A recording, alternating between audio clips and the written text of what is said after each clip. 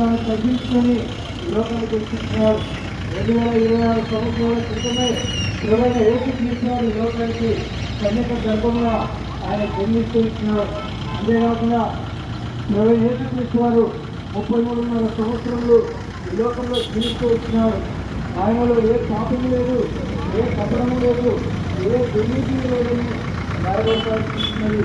అటువంటి దేవుడు దేవుడు ప్రస్తుతమైనటువంటి దేవుడు నా పాపంలో దొరికాయి తను తానంతగా తగ్గించుకుంటూ వచ్చారంటే నేను చేసిన పాపంలో దొరికాయి, అలా చేతులతో చేసిన పాపంలో దొరికాయి ఆయన చేతులకు మేకులు తగ్గించుకుంటూ వచ్చినాడు. కాళ్ళతో చేసిన పాపంలో దొరికాయి ఆయన కాళ్ళకు మేకులు, తలపులతో చేసిన పాపంలో దొరికాయి ఆయన తలకు నిలుస్తున్నది. పాపంలో దొరికాయి ఆయన హృదయంలో బలపడి భాగంలో దొరికాయి ఆయన దేవమంతా చాలా త్యాగంగా నిలబడుతూ వచ్చినది.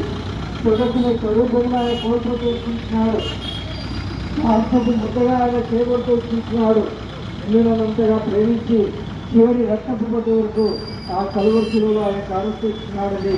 అంతేకాకుండా ఆయన చనిపోయి 3వ దినంన తిరిగి మృత్యుంజయుడై మరణాన్ని గెలుస్తూ ఇచ్చినాడు. సమాధి తెరవబడుతూ వచ్చినది. ప్రభువైన యేసుక్రీస్తు వారు లేచి ఈ సాయంకాల సమయంలో 2 చేతులు చాచి